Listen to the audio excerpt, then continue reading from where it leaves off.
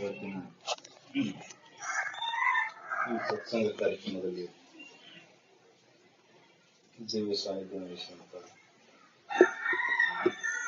ಗುರುದೇವ ಸಮರ್ಥ ಸ್ವಾಮಿಗಳಿಗೆ ಅನಂತ ಅದೇ ರೀತಿ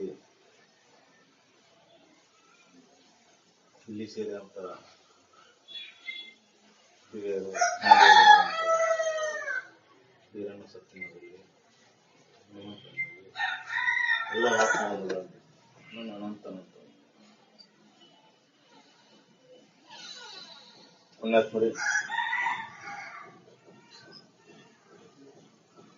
ಇವತ್ತು ಈ ಸತ್ಸಂಗದೊಳಗೆ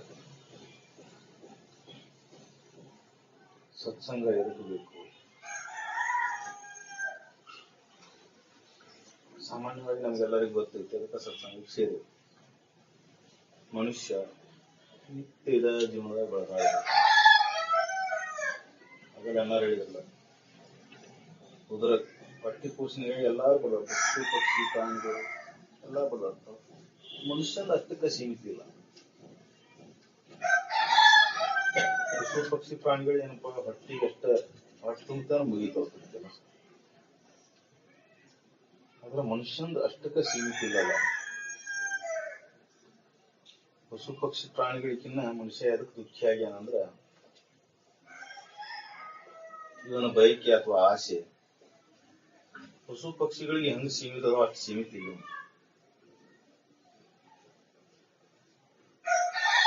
ಅಷ್ಟು ಸೀಮಿತ ಇದ್ರೆ ಮತ್ತೆಷ್ಟೋ ಸಂತೋಷ ಸುಖವಾಗಿರ್ತಿದ್ದ. ಬುದ್ಧಿವಂತ ಅನಿಸ್ಕೊಂಡ. ಆದ್ರೆ ಸುಖವನ್ನು ಹುಡುಕೊಂಡು ಸುಖ ಇಲ್ಲದ ಜಗದಾಗ ಹುಡುಕುವಂತ ನಿಂತು ಬಿಟ್ಟ. ಯಾಕ ಮನುಷ್ಯ ದುಃಖ ಕಾರಣ? ಅದಕ್ಕೆ ಸಾಮಾನ್ಯವಾಗಿ ಮನುಷ್ಯ ದುಃಖದಿಂದ ಬಿಡುಗಡೆ ಆಗ್ಬೇಕಾಯ್ತಂದ್ರ ಯಥಾರ್ಥ ಜ್ಞಾನ ಆಗ್ಬೇಕಲ್ಲ, ತಿಳುವಳಿಕೆ ಬರಬೇಕಲ್ಲ. ಎಲ್ಲ ಬುದ್ಧಿವಂತರದೇವು, ಮೇಧಾವಿಗಳು, ಪಂಡಿತರು ಎಲ್ಲ ತಿಳ್ಕೊಂಡೆವು. ಅದಕ್ಕೆ ಈ ಜ್ಞಾನ ಅಂದ್ರೆ ಬರೀ ಮಾತಿನ ಜ್ಞಾನ ಅಲ್ಲ, ಬರೀ ಹೇಳೋದು ಕೇಳೋದ್ರಿಂದ ಏನಾಗುದಿಲ್ಲ. ಹೇಳಿದ ಅಂತಃಕರಣಕ್ಕೆ ಮುಟ್ಟಬೇಕು, ಅದ ಪರಿಣಾಮ ಆಗಿ ಬದಲಾವಣೆ ಆಗ್ಬೇಕು, ಅಂದ್ರೆ ಆಚರಣೆ ಬರಬೇಕು. ಸರಿ ಕೇಳಿದೀವಿ ಅಥವಾ ಹೇಳಿದೀವಿ ಅಂದ್ರೆ ಅದು ಅಂತಃಕರಣಕ್ಕೆ ಮುಟ್ಲೇ ಇಲ್ಲ ಅಂದ್ರೆ, ಪರಿಣಾಮ ಆಗ್ಲಿಲ್ಲ ಅಂದ್ರೆ, ನಡತಿ ಒಳಗೆ ಬರ್ಲಿಲ್ಲ ಅಂದ್ರೆ ಎಷ್ಟು ಜನ್ಮ ಕೇಳಿದ್ರು ವ್ಯರ್ಥನ ಆಗ್ತದೆ. ಅದಕ್ಕೆ ಇಲ್ಲಿ ಏನು ಬೇಕಪ್ಪ ಅಂದ್ರೆ ಮುಖ್ಯವಾಗಿ ಏನು ಬೇಕಾಕತಿ? ಬರೇ ಸತ್ಸಂಗ ಶ್ರವಣಕ್ಕಿನ್ನ ಶ್ರದ್ಧಾ ಅಥವಾ ಅಚಲವಾದ ನಂಬಿಕೆ, ನನ್ನ ಭಕ್ತಿ ಅಂದ್ರೆ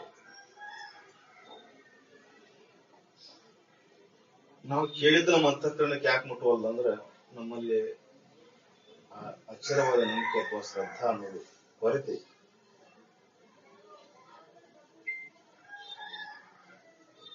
ಯಾರಿಗೆ ಅದು ಉತ್ಕಟವಾದ ಇಚ್ಛೆಯಿಂದ ಹುಟ್ಟಿರ್ತೈತಿ, ನಾನು ಜೀವನದ ಮುಕ್ತನಾಗಬೇಕಂತ ಇಚ್ಛಾ ಉದಯ ಆಗಿರ್ತೈತಿ, ಅವನಿಗೆ ಅದು ಅಚಲವಾದ ನಂಬಿಕೆ ಅಥವಾ ಶ್ರದ್ಧಾ ಹುಡ್ತೈತಿ. ಅದಕ್ಕೆ ನಮ್ಗೆ ಏನಪ್ಪಾ ಅಂದ್ರೆ ಮೊದಲೇ ಕೊರತೆ ಏನಾಯ್ತು ಅಂದ್ರೆ ನಾವು ಮತ್ತೆ ಏನ್ ಮಾಡಾಕತ್ತೇವು? ವಿಷಯಗಳ ಭೋಗಕ್ಕಾಗಿ ಈ ಅಧ್ಯಾತ್ಮವನ್ನು ಆಶ್ರಯಿಸಿರ್ತೇವೆ. ಅಧ್ಯಾತ್ಮ ಎದಪ್ಪ ಅಂದ್ರೆ ಶರೀರ, ಮನಸ್ಸು, ಬುದ್ಧಿ ಇವೆಲ್ಲ ವಿಷಯ ಭೋಗದಿಂದ ಬಳಲಿರ್ತಾವ. ಇವಕಟ್ಟು ಶಾಂತಿ ಕೊಡಪ್ಪ ಅಂತೇಳಿ ಅಧ್ಯಾತ್ಮ ಆಶ್ರಯಿಸ್ತೇವೆ ಹೊರತಾಗಿ ಇದರಿಂದ ಶಾಶ್ವತವಾಗಿ ಮುಕ್ತಿ ಅಂತ ಬೇಕಪ್ಪ ಅಂತ ಯಾರಿಗೆ ಇಚ್ಛೆ ಇಲ್ಲ. ಅದಕ್ಕೆ ಮೋಕ್ಷತ್ವ ಭಾವ ಅಂತ. ಯಾರಲ್ಲಿ ಮೋಕ್ಷತ್ವ ಭಾವ ಉದಯಕತ್ತ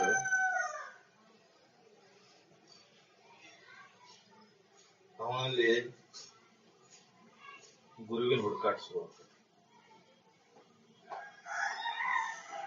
ಅಂದ್ರ ಯಾರಿಗೆ ಈ ಸಂಸಾರದಲ್ಲಿ ದೋಷ ಕಾಣಕ್ ಶುರು ಆಕತ್ತೇವ, ಯಾರಿಗೆ ಈ ಸಂಸಾರ ವಿಷಮ ಐತಿ ಅನ್ಸಕ್ ಶುರು ಆಕತ್ತೇವ, ಅವನು ಮಾತ್ರ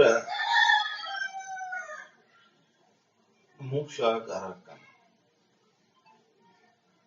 ಅಂದ್ರ ಸಾಮಾನ್ಯವಾಗಿ ಏನಾಗೈತಿ, ನಾವು ಸಂಸಾರದಲ್ಲಿ ಸುಖ ಕಾಣಬೇಕಂತ ಅಧ್ಯಾತ್ಮವನ್ನು ಆಶ್ರಯಿಸ್ತೇವೆ.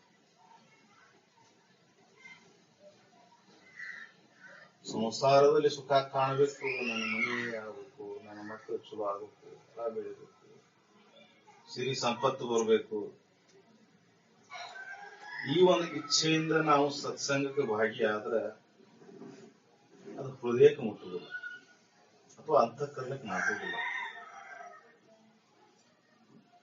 ಸತ್ಸಂಗದ ಉದ್ದೇಶ ಏನಪ್ಪಾ ಅಂದ್ರೆ ಜೀವನ ಮುಕ್ತನಾಗುವುದು. ಆದ್ರೆ ನಮ್ಮ ಉದ್ದೇಶ ಅದಿರ್ಲಿಲ್ಲ ಅಂದ್ರೆ ಅದು ಅಂತಃಕರಣಕ್ಕೆ ಮುಟ್ಟುವುದಿಲ್ಲ.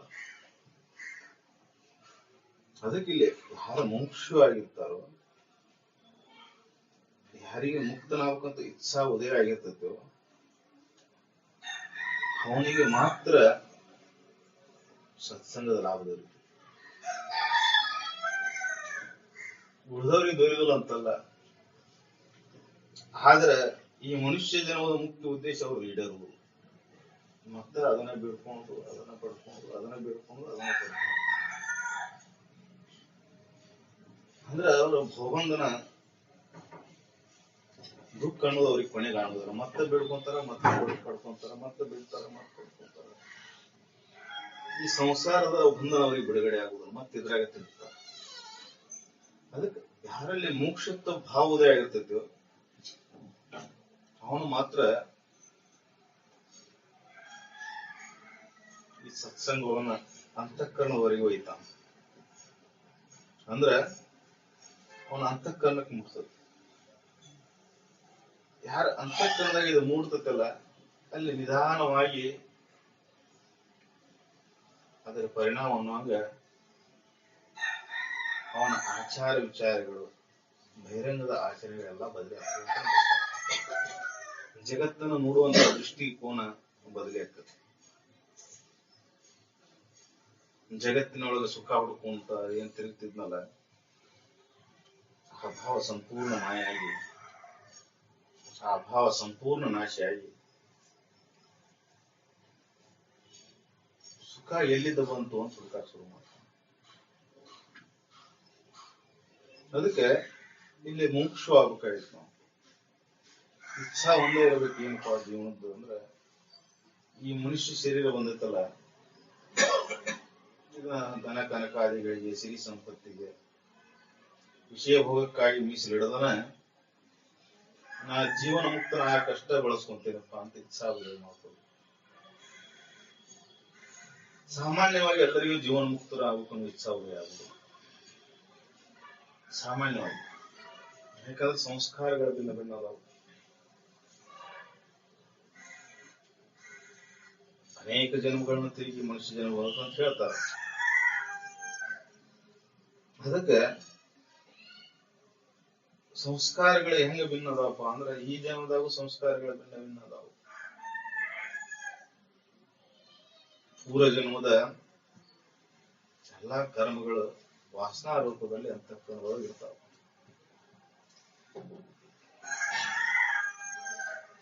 ಅದಕ್ಕೆ ಪ್ರತಿಯೊಬ್ಬ ಜೀವಿನೂ ಭಿನ್ನ ಭಿನ್ನ ಸಂಸ್ಕಾರವನ್ನು ಹೊತ್ಕೊಂಡು ಬಂದ ಇಲ್ಲಿ ಜನ್ಮ ಜನ್ಮಾಂತರದಿಂದ. ಅದಕ್ಕೆ ಇಲ್ಲಿ ಏನಾಯ್ತಪ್ಪ ಅಂದ್ರೆ, ಯಾರಿಗೆ ಭೂಮಿಗೆ ತಯಾರಾಗಿರ್ತೈತೋ ಅವನಿಗೆ ಈ ಸದ್ವಿಚಾರ ಅಂತಃಕರಣಕ್ಕೆ ಮುಟ್ಟಿ ಬಿಡ್ತದೆ. ಯಾರಲ್ಲಿ ಭೂಮಿಗೆ ತಯಾರಾಗಿರೋದಿಲ್ಲ, ಸುಮ್ಮನೆ ಹಂಗ ಹರಿಕತೆ ಪುರಾಣ ಪುಣ್ಯ ಕಥೆಗಳನ್ನ ಕೇಳಿದಂಗ ಕೇಳಿ ಈ ಕಡೆ ಆ ಕಡೆ ಹೋಗಿ ಬಿಡ್ತದೆ. ಅಂದ್ರೆ ಅದ್ರ ಅರ್ಥ ಏನಪ್ಪಾ ಅಂದ್ರೆ ಆಚರಣೆಗೆ ಬರೋದಿಲ್ಲ.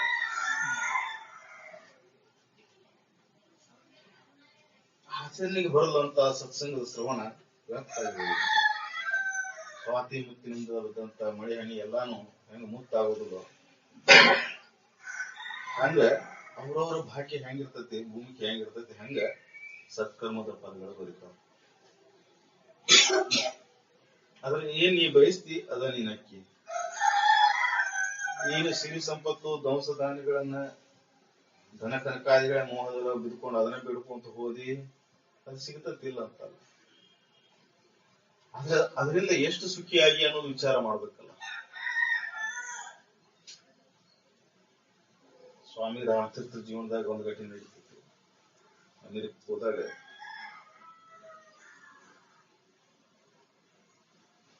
ಒಬ್ಬ ಶ್ರೀಮಂತ ಮಹಿಳೆ ಬಂದು ಕೇಳ್ತಾಳ, ತನ್ನ ದುಃಖವನ್ನೆಲ್ಲ ತೊಡ್ಕೋಬೇಕಂತ ಅನ್ಕೊಂಡಿರ್ತಾಳ. ಒಂದು ತಾಸು 2 ತಾಸು ತಂದೆಲ್ಲ ಹೇಳ್ಕೊಂಡ್ತಾಳ. ಕೇಳ್ಕೊಂತ ಕುಂತ ಇವ್ರು ಯಾವುದೋ ಲಕ್ಷಣ ಇರೋದಿಲ್ಲ, ಕೇಳೋದೇ ಇಲ್ಲ, ಅದ್ರ ಬಗ್ಗೆ ಲಕ್ಷಣ ಕೊಡೋದಿಲ್ಲ. ಅದಕ್ಕೆ ಕಡೆಗೆ ಅಂತಾಳಕ್ಕೆ, ಭಾರತೀಯರಂದ್ರೆ ಅಸಭ್ಯ ಅಸಂಸ್ಕೃತ ಇದ್ದವರು, ಅವರಿಗೆ ಇನ್ನೊಬ್ಬರಿಗೆ ಹೇಳೋದನ್ನ ಕೇಳಬೇಕನ್ನುವಂತ ಒಂದು ಮ್ಯಾನಸ್ ಇಲ್ಲ ಅಂತ ಬೇಕಾಗ. ಇಷ್ಟೆಲ್ಲ ಮುಗಿತೇನೆ ಮಾಡ್ತೀನಿ ಅಂತ ಕೇಳ್ತಾರ. ಆಯ್ತು, ನಾ ಹೇಳ್ತೇನೆ, ಕಣ್ಣು ಮುಚ್ಚು, ಒಂದ್ 5 ನಿಮಿಷ ನಾನು ನೋಡಿ ಓಂಕಾರ ಜಪಿಸು ಅಂತ ಹೇಳ್ತಾರ. ಹಂಗ ಮಾಡ್ಕೊಂತ 5 ನಿಮಿಷ ಕುಂತಿರ್ತಾಳ.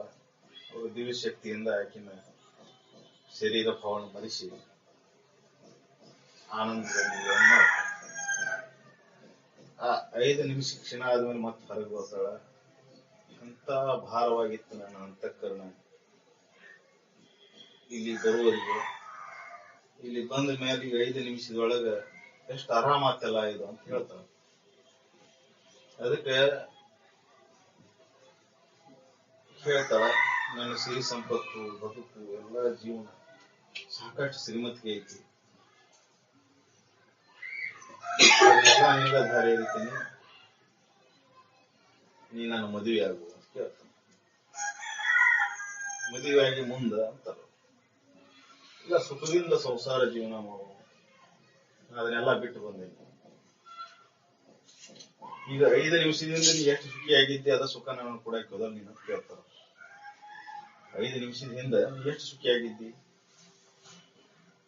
ದುಃಖವನ್ನು ಹೊತ್ತಿದ್ದೆಲ್ಲ, ಇದೆಲ್ಲ ಇದ್ರು ಯಾಕೆ ದುಃಖಿಯಾದಿ ನೀನು? ಹಂಗ ನಮ್ಮ ಜೀವನೂ ಆಗೈತಿ. ಜೀವನದಾಗ ಎಲ್ಲ ಐತಿ, ಆದ್ರೂ ಇದ್ರ ಮೇಲೆ ವ್ಯಾಮೋಹ ಇನ್ನ ಕಡಿಮೆ ಆಗಿಲ್ಲ. ಸಾಕು ಅನ್ನೋದು ಬರವಲ್ದು. ಎಲ್ಲಿವರೆಗೆ ಮನುಷ್ಯನಿಗೆ ಸಾಕು ಅನ್ನೋದು ಬರೋದಿಲ್ಲ, ಅಲ್ಲಿವರೆಗೆ ದುಃಖ ತೆಕ್ಕುವುದಿಲ್ಲ. ಅದಕ್ಕೆ ನಮಗ ಅಂತಃಕರಣಕ್ಕೆ ಇದು ಮುಟ್ಟಬೇಕಾಗಿತ್ತು ಅಂದ್ರೆ ಸತ್ಸಂಗ, ಅದರ ಲಾಭ ನಿಜವಾಗಿ ನಮಗೆ ದೊರೀಬೇಕಾಗಿತ್ತು ಅಂದ್ರೆ ಸಂಪೂರ್ಣ ಶರಣಾಗತಿ. ಮುಕ್ತನಾಗಬೇಕು ಅನ್ನೋ ಒಂದ ಇಚ್ಛಾ ಉಳಿಬೇಕು. ಜಗತ್ತಿನೊಳಗ ಏನು ಬೇಕಾದ ಕೊಟ್ಟರು ಅದು ಬೇಡಪ್ಪ. ಯಾಕೆ ಬೇಡ ಅನ್ಬೇಕಪ್ಪ ಅಂದ್ರೆ ನಮ್ಮ ಜೀವನದ ಅನುಭವವನ್ನು ನೋಡ್ಕೋತ ಹಿಂದೆ ಮೆಲಕ್ ಹಾಕಬೇಕು. ನಾವು ಸುಮ್ಮನೆ ಬೇಡ ಅನ್ನೋದಿಲ್ಲ. ನಮ್ಮ ಜೀವನದಾಗ ಏನಿದ್ರು ಸುಖ ಯಾವಾಗ ಐತಿಪ್ಪ, ಮನುಷ್ಯ ಸುಖವಾಗಿ ಯಾವಾಗದಾನ, ಸುಖ ಅನ್ನೋದೊಂದು ಭಾವ, ಅದು ಜಡ ವಸ್ತುಗಳಿಂದ ಬರ್ತದ ಹೆಂಗ ವಿಚಾರ ಮಾಡು. ಅದಕ್ಕೆ ನಾವ್ ಏನ್ ಮಾಡತ್ತೇವು, ನಮ್ಮನ್ನ ನಾವು ನಮ್ಮಷ್ಟಕ್ಕೆ ಸೀಮಿತ ಮಾಡ್ತೀವಿ. ಎಷ್ಟಕ್ಕೆ ಸೀಮಿತ ಮಾಡ್ಕೊಂಡೇವಪ್ಪ ಅಂದ್ರೆ ಈ ಶರೀರ ನಾನು, ಇದು ನಂದು ನಂದು ನಂದು ಏನ್ ಹಿಡ್ಕೊಂಡ್ ಕುಂತೇವಲ್ಲ, ಇದು ಸೀಮಿತ ಭಾವ. ಇದಕ್ಕೆ ಆದಿ ಐತಿ ಅಂತ ಐತಿ. ಶರೀರಕ್ಕ ಆದಿ ಮತ್ತು ಅಂತ್ಯ ಎರಡು ಅದಾವ. ಹುಟ್ಟಿದ್ದು ಸಾಯ್ತು. ಆದ್ರೆ ನಿಜವಾಗಿ ನೋಡಿದ್ರೆ ಈ ಶರೀರ ಹುಟ್ಟಿ ಸಾಯುವಂತ ಶರೀರನ ನಾವು ತಿಳ್ಕೊಂಡು ಕೂತು ನಾವು ಸುಖ ಮಾಡಬೇಕಂತ ಆಮೇಲೆ ಈ ಶರೀರದಿಂದ ಎಷ್ಟರ ಸುಖ ಸಿಕ್ಕೈತೆ ನಮ್ಗೆ ಇದುವರೆಗೆ ವಿಚಾರ ಮಾಡ್ಬೇಕಲ್ಲ. ಶರೀರದಿಂದ ಎಷ್ಟು ಸುಖ ಸಿಕ್ಕೈತಿ. ಅದಕ್ಕೆ ಈ ಅಧ್ಯಾತ್ಮ ಅನ್ನೋದು ಏನ್ ಮಾಡ್ತಿಪ್ಪ ಅಂದ್ರೆ ಶರೀರ ಅನ್ನೋ ಭಾವವನ್ನು ಕಳಿಸಿ ಹಾಕಿ ಎಲ್ಲದಕ್ಕೂ ವಿಶಾಲವಾದಂತ ಎಲ್ಲವನ್ನೂ ತನ್ನಗೆ ಹೊಂದುವಂತ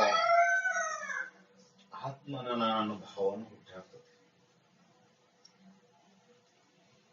ಈ ಭಾವ ಹುಟ್ಟಿ ಹಾಕ್ಬೇಕಂದ್ರೆ ಸಾಮಾನ್ಯನಿಗೆ ಬಹಳ ಸಮಯ ಹಿಡಿ. ಈ ಭಾವ ಯಾಕೆ ಬೇಕಪ್ಪ ಅಂದ್ರೆ ಯಾವ್ದಕ್ಕ ಆದಿ ಐತಿ ಅದಕ್ಕೆ ಅಂತ್ಯ ಐತಿ, ಯಾವ್ದ ಆದಿ ಐತಿ ಅದು ಪರಿಪೂರ್ಣ ಇಲ್ಲ, ಅದು ನಾಶಕತೆ. ಆದ್ರೆ ಆತ್ಮ ಆದಿ ಅಂತ್ಯ ಇಲ್ಲದ್ದು. ಮತ್ತ ಯಾವಾಗ್ಲೂ ಇರುವಂತದ್ದು, ಎಲ್ಲ ಕಡೆ ಇರುವಂತದ್ದು, ಸರ್ವತ್ರ ಅಂತ ಆತ್ಮನ ನಾನಂತ ಭಾವದಲ್ಲಿ ನಾವು ನೆಲೆಸಿದ್ದಾಗ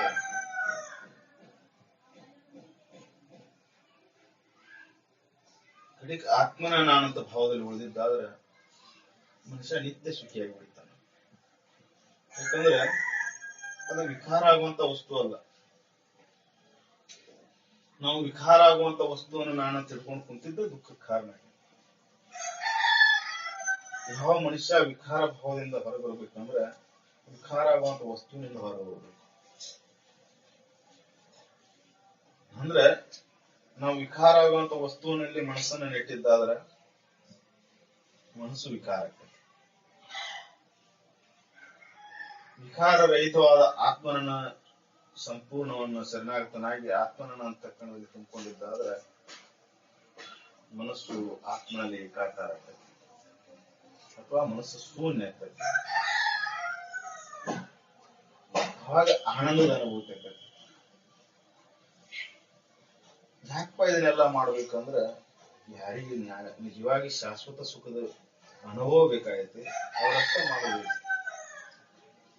ಸಾಮಾನ್ಯವಾಗಿ ಎಲ್ಲಾ ಜೀವಿಗಳಿಗೆ ಅದ ಬೇಕಾಗಿರ್ತಾರೆ, ಕ್ರಮ ತಪ್ಪಿರ್ತೈತಿ. ಅದಕ್ಕೆ ಈ ಸತ್ಸಂಗ ಏನ್ ಮಾಡ್ತೈತಪ್ಪ ಅಂದ್ರೆ ನಮ್ನ ಎಚ್ಚರಿಕೆ ಕೊಡ್ತದೆ, ಎಚ್ಚರಿಸ್ತೈತಿ ನಿಧಾನವಾಗಿ. ಏನಪ್ಪಾ ಇದು ಜೀವನದೊಳಗ ಮಾಡಿದ್ದ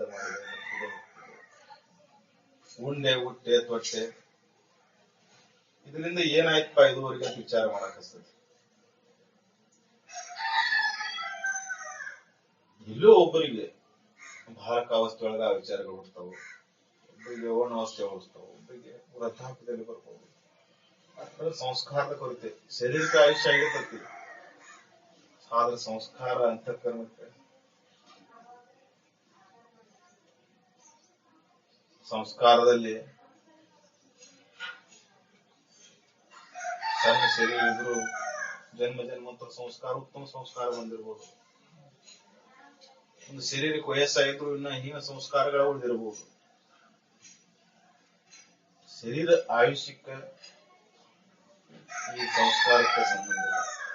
ಸಂಸ್ಕಾರ ಅನ್ನೋದು ಜನ್ಮ ಜನ್ಮಾಂತರ ಬರುವಂತದ್ದು. ಅದಕ್ಕೆ ಇಲ್ಲಿ ಏನ್ ಮಾಡ್ಬೇಕಾಯ್ತಪ್ಪ ಅಂದ್ರೆ ನಾವು ಸತ್ಸಂಗ ಮಾಡ್ತಾ ಮಾಡ್ತಾ ಉತ್ತಮ ಸಂಸ್ಕಾರಗಳನ್ನು ರೂಢಿ ಮಾಡ್ತೀವಿ. ಮೊದಲು ತಿಳಿದಿರಲಿ ಸತ್ಶ್ರವಣವನ್ನು ಎಷ್ಟು ಸಮಯಕ್ಕೆ ಅಷ್ಟು ಸಮಯ ಅದಕ್ಕೆ ಮೀಸಲಿಡು. ಇವ ಸಂಸ್ಕಾರಗಳು.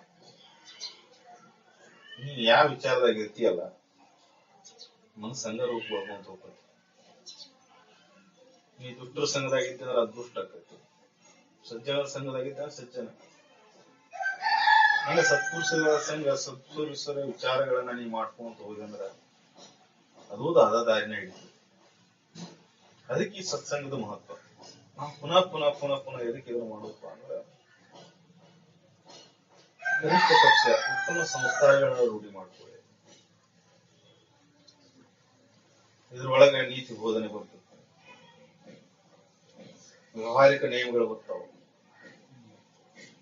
ಇವನ್ನೆಲ್ಲ ಜೀವನದಲ್ಲಿ ಒಂದೊಂದು ಅಳವಡಿಸ್ಕೊಂತ ಹೋದಾಗ ಅವಾಗ ನಿಧಾನವಾಗಿ ಮನುಷ್ಯತ್ವ ಬರ್ತದೆ. ಮನುಷ್ಯತ್ವ ಬಂದ ಮೇಲೆ ಮೋಕ್ಷತ್ವ. ಮನಸ್ಸಿನೊಳಗ ಅಂತಃಕರಣದೊಳಗ ಇನ್ನೊಬ್ಬರ ಬಗ್ಗೆ ಒಳ್ಳೆ ಭಾವ, ಎಲ್ಲರಿಗೂ ಒಳ್ಳೇದಾಗಲಿ ಅನ್ನೋ ಭಾವ, ಎಲ್ಲರೂ ತನ್ನಂತ ಅನ್ನೋ ಭಾವ.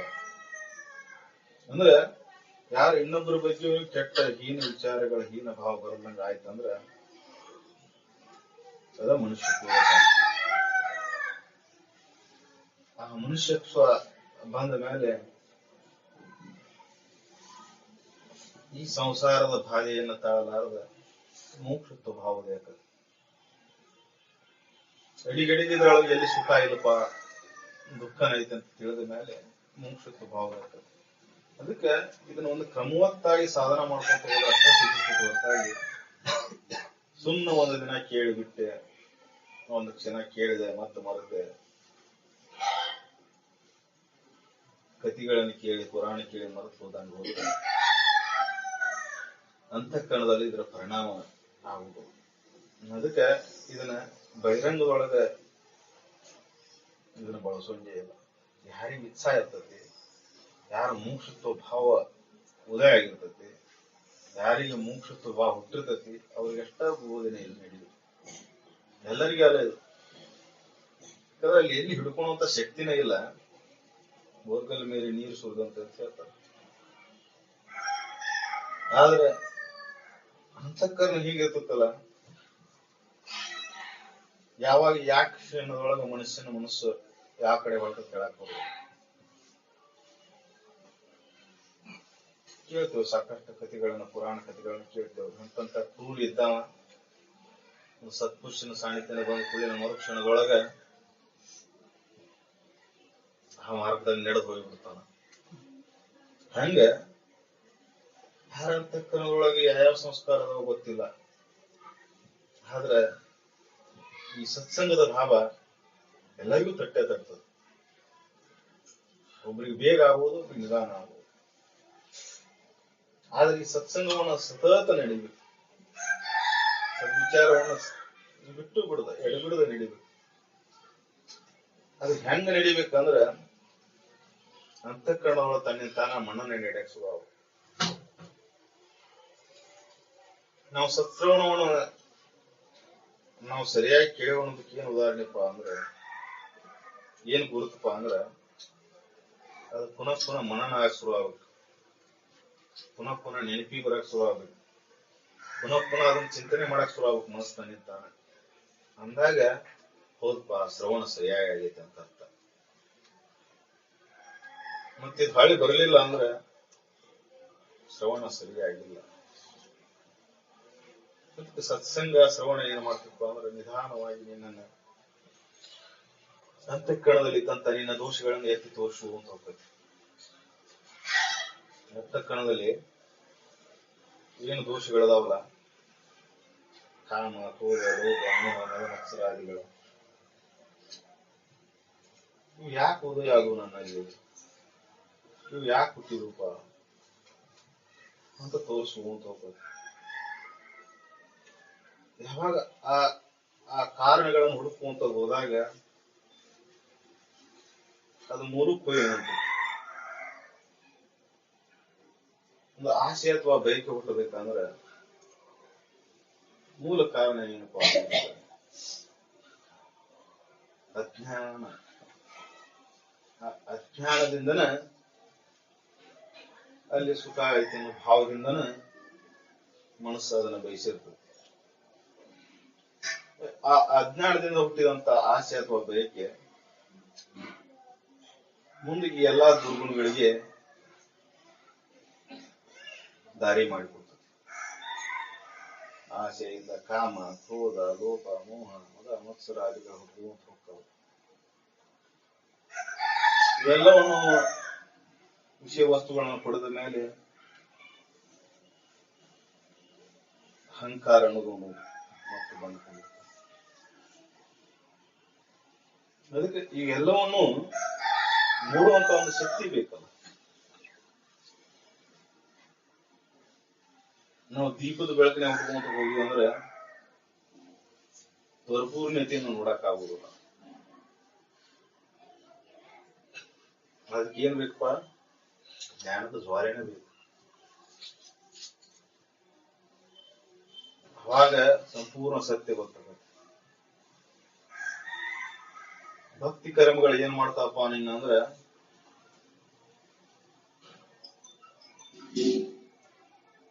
ದೀಪದ ಬೆಳಕಿನ ಹೆಂಗ ಸ್ವಲ್ಪ ತೋರಿಸ್ತಾವ, ಆನಂದದ ಅನುಭೂತಿ ಕೊಡ್ತಾವ. ಆದ್ರೆ ಅದರ ಆಧಾರ ಮೇಲೆ ಹುಟ್ಟಿದಂತ ಜ್ಞಾನದ ಜ್ವಾಲೆ ಎಲ್ಲ ಅಜ್ಞಾನವನ್ನು ಭಸ್ಮ ಮಾಡಿ ಈ ಜಗತ್ತೆಲ್ಲ ಮಿಥ್ಯ ಅನ್ನೋದು ತೋರಿಸ್ಕೊಡ್ತದೆ. ಈ ಮಿಥ್ಯ ಅನ್ನೋದು ಅನುಭವಕ್ಕೆ ಬಂದ ಮೇಲೆ ಇದ್ರ ಮೇಲೆ ಆಸೆ ಬಯಕೆ ಅನ್ನೋದು ಸಂಪೂರ್ಣ ನಾಶಕ. ಯಾವಾಗ ಆಸೆ ಬಯಕೆ ಇಲ್ಲ, ಶೂನ್ಯ ಆಯ್ತು, ಅಲ್ಲಿ ದುರ್ಗುಣಗಳಿಗೆ ಅವಕಾಶ ಇಲ್ಲ. ಅದರಿಂದ ಹುಟ್ಟಿದಂತವು ಇವೆಲ್ಲ ಅದರ ಜೊತೆಗೆ ಕೊನೆಗೊಂಡು ಬಿಡ್ತಾವ. ಅಲ್ಲಿ ಅಂತಃಕರಣ ಸಮ ಉಳಿಸಿ. ಯಾವಾಗ ಅಲ್ಲಿ ಅಂತಃಕರಣ ಸಮ ಆಯ್ತು, ಅಲ್ಲಿ ಇನ್ನೊಂದು ಏನು ಮಾಡೋ ಪ್ರಶ್ನೆನ ಉಳಿದು. ಅಲ್ಲಿ ಮಾಡಬೇಕು ಅಥವಾ ಬಿಡಬೇಕು ಅನ್ನುವಂಥದ್ದು ಯಾವುದು ಇಲ್ಲ. ಅಲ್ಲಿ ಆನಂದದ ಸ್ಥಿತಿ ಒಂದ. ಅಲ್ಲಿ ಯಾವ ಭಾವಗಳು ಇಲ್ಲ, ಭಾವಾತೀತ ಸ್ಥಿತಿ. ಅಂತ ಸ್ಥಿತಿಯನ್ನು ಹೊಂದಬೇಕಂದ್ರೆ ಮೊದಲನೇ ಇದಂದ್ರೆ ಸಂಪೂರ್ಣ ಶರಣಾಗತಿ. ಮುಕ್ತನಾಗಬೇಕು ಅನ್ನೋ ಇಚ್ಛಾದಿಂದ ಯಾರು ಸಂಪೂರ್ಣ ಶರಣಾಗ್ತಾರೋ, ಯಾರು ಅದ ಒಂದ ಇಚ್ಛೆ ಇಟ್ಕೊಂಡು ಆ ಮಾರ್ಗದಲ್ಲಿ ನಡೀತಾರೋ, ಕಡಿಕ ಅವರು ಅದರಂಗ ಆಗ್ತಾರೆ.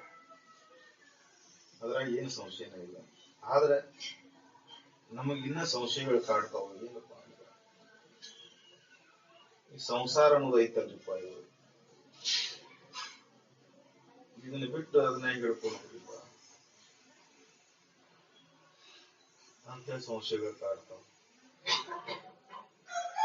ನಿಜವಾಗಿ ನೋಡಿದ್ರೆ ಸಂಸಾರ ನೀನ್ ಹಿಡ್ಕೊಂಡಿ, ಇದನ್ನೆಲ್ಲ ನೀನು ಮಾಡ್ಕೊಂಡಿ, ಇದನ್ನೆಲ್ಲ ನೀನ್ ಹಚ್ಕೊಂಡಿ. ನಾನು ನಂದು ಅಂತ ಇದ್ಯಾವುದೂ ನೀನಲ್ಲ, ಇದ್ಯಾವುದೂ ನಿಂದಲ್ಲ. ಸಣ್ಣ ಮಕ್ಕಳು ಆಡ್ತಿರ್ತಾರೆ ನೋಡಿ, ಗುಳಿ ಬಿಟ್ಟು ದೊಡ್ಡ ಗುಳಿ ಬಬಲ್ಸ್ ಅಂತ. ನನ್ನ ಬಬಲ್ ನಿಂದು ನಂದು ದೊಡ್ಡದಾಯ್ತು, ನಿಂದು ದೊಡ್ಡದಾಯ್ತು ನೋಡಿ ಆಡ್ತಿರ್ತಾರೆ. ತೂರು ಮಠ ನಂದು ನಿಂದು ಅಂತ ಪಟ್ನ ಹೊಡೆದ ಮೇಲೆ ನಂದು ಇಲ್ಲ ನಿಂದು ಇಲ್ಲ. ಮೊದ್ಲು ಹೆಂಗಿತ್ತು ಹಂಗ ಈ ಶರೀರ ಇರೋ ಮಠ ನಂದು ನಿಂದು ಅಂತೇಳಿ ಶರೀರ ಹೋತಂದ್ರ ಶರೀರ ಎಲ್ಲಿಂದ ಬಂತು, ಇಲ್ಲೇ ಹೋಗ್ತು, ಇಲ್ಲೇ ಬೆಳೀತು, ಇಲ್ಲೇ ಹೋಯ್ತು. ಆದ್ರೆ ಈ ಶರೀರದೊಳಗೆ ಏನ್ ಸಂಸ್ಕಾರವನ್ನು ನಾವು ಬೆಳೆಸ್ತೇವಲ್ಲ, ಆ ಸಂಸ್ಕಾರ ನಮ್ಗೆ ಜನ್ಮ ಜನ್ಮಾಂತರದಿಂದ ಬರ್ತದೆ. ಅದಕ್ಕೆ ಉದಾಹರಣೆ ಅಂದ್ರೆ ಈ ಶರೀರ ಬಂದಿದ್ದ, ಅದನ್ನ ಯಾರು ನೋಡ್ಯಾರ ಅನ್ಬೇಡ್ರಿ. ಈಗ ಬಂದತ್ತಲ್ಲ ಮತ್ತೆ ನೋಡಕ್ ಇರ್ತಿರಲ್ಲ. ಯಾಕೆ ಬಂದ್ರಿ ಮತ್ತಿಲ್ಲಿ, ಹೆಂಗ ಬಂದ್ರಿ, ಎದಕ್ ಬಂತ ಈ ಶರೀರ, ಎದಕ್ ಹುಟ್ಟಿದೆ ಹಂಗಾರ ಭೂಮಿ ಮೇಲೆ, ಇದನ್ನ ವಿಚಾರ ಮಾಡಿರ್ತಾರೆ. ಯಾಕಲ್ಲಿ ನಮ್ಮ ಮನಸ್ಸು ಈ ರೀತಿಯಾಗಿ ವರ್ತಿಸಕತ್ತೈತಿ, ಬ್ಯಾಡ ಅಂದ್ರು ಕೇಳೋಲ್ಲ, ಬೇಕಂದ್ರು ಅದ ಬೇಕನ್ನಿಸ್ತೈತಿ. ಯಾಕಪ್ಪ? ಸಂಸ್ಕಾರ ಅಲ್ಲಿ ಎಂದಿನ ಜನ್ಮ ಸಂಸ್ಕಾರ ಐತೆ ಅಂತ ತಿಳಿತೈತೆ ಅಂತ ಅರ್ಥ. ಅದಕ್ಕೆ ಇವೆಲ್ಲಾನು ನಮ್ಮ ಪೂರ್ವಜರು ಋಷಿ ಮುನಿಗಳ ಇದನ್ನೆಲ್ಲಾನು ನೋಡಿನೇ ಇದನ್ನ ಶ್ರೇಷ್ಠವಾದದ್ದನ್ನು ಆತ್ಮವಿದ್ಯೆ ಅಂತ ಹೇಳಿದ್ರು. ಅದಕ್ಕ ಇದಕ್ಕೆ ಎಷ್ಟು ಸಮಯ ನಾವು ಮೀಸಲಿಟ್ರು ಕಡಿಮೆ ಐತಿ. ನಾವು ಇದಕ್ಕಾಗಿ ಸಮಯ ಮೀಸಲಿಡಬೇಕಾಗಿ ನಾವು ಇದಕ್ಕೆ ಎದಕ್ಕೋ ಸಮಯ ಮೀಸಲಿಡ್ತೀವಿ. ಇದಕ್ಕೆ ಅಂದ್ಕೂಲೇನ ಹಿಂಜರಿತೇವೆ. ಆದ್ರೆ ನಮ್ಗೆ ಜೀವನದೊಳಗೆ ಕಡೆ ಉಳಿದಿದು ಅಂತ ಗೊತ್ತಿಲ್ಲ. ಶರೀರ ನಾನು ನಂದು ಅಂತಂದದ್ದು ಏನದಾವಲ್ಲ ಇವು ಯಾವ ಜೊತೆ ಬರುವುದಿಲ್ಲ ನಮ್ಗೆ ಗೊತ್ತೇ ಇಲ್ಲ. ಗೊತ್ತಿದ್ದನು ನಾವು ಜಾಣ ಮೌನರಾಗ್ಯವ. ಎಲ್ಲರಿಗೂ ಗೊತ್ತೈತಿ, ಆದ್ರೆ ಆ ಭಾವವನ್ನು ಪ್ರತಿಕ್ಷಣದಾಗ ನಾವು ಜಾಗರಣ ಮಾಡ್ಕೊಂಡಿಲ್ಲ. ಯಾಕಂದ್ರೆ ಅಲ್ಲಿ ವಿವೇಕ ಜಾಗರ ಆಗಿಲ್ಲ. ವಿವೇಕ ಜಾಗರ ಆದ ಮನುಷ್ಯ ಯಾವಾಗಲೂ ಎಚ್ಚೆತ್ತ ಬದುಕ್ತಾನೆ. ನಾವು ಎಚ್ಚೆತ್ತ ಬದುಕಿಲ್ಲ, ಒಬ್ಬನೇ ಬದುಕಾಕಿರ್ತೇವೆ, ಅಜ್ಞಾನದ ಗುಂಗಿನೇ ಬದುಕಾಕಿರ್ತೇವೆ. ಅದಕ್ಕೆ ಈ ಬಾಳೆ ನಾನು ನಂದು ಅಂತೇಳಿ ನಾವು ಸೀಮಿತಗೊಳಿಸಿಕೊಂಡು ದುಃಖಿ ಆಗ್ಯಾವ. ನಾವು ಜಾಗ್ರದಲ್ಲಿ ಬದುಕಿದ್ದಾದ್ರೆ, ಪರಿಪೂರ್ಣತೆಯನ್ನು ಹೊಂದಿದ್ದಾದ್ರೆ ನಾವು ನಿತ್ಯ ಸುಖಿ ಆಗ್ತೇವೆ. ಅದಕ್ಕೆ ಎಲ್ಲರೂ ನಿತ್ಯ ಸುಖಿ ಆಗ್ಬೇಕಾಗಿತ್ತಂದ್ರೆ ಸಂಪೂರ್ಣ ಶರಣಾಗತರಾಗಿ ಮನುಷ್ಯ ಜನ್ಮದ ಕರ್ತವ್ಯ ಇದು ಅಂತ ತಿಳ್ಕೊಂಡು ಇದಕ್ಕೆ ಮಹತ್ವ ಕೊಟ್ಟು ಈ ದಾರಿಯಾಗಿ ನಡೆದ್ರೆ ನಾವೆಲ್ಲ ನಿತ್ಯ ಸುಖಿ ಆಗ್ತೀವಿ ಅಂತ ತಿಳ್ಕೊಂಡು ಹೇಳಿ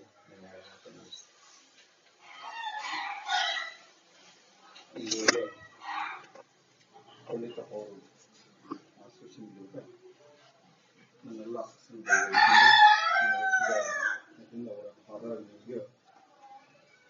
ನಮಸ್ಕಾರ.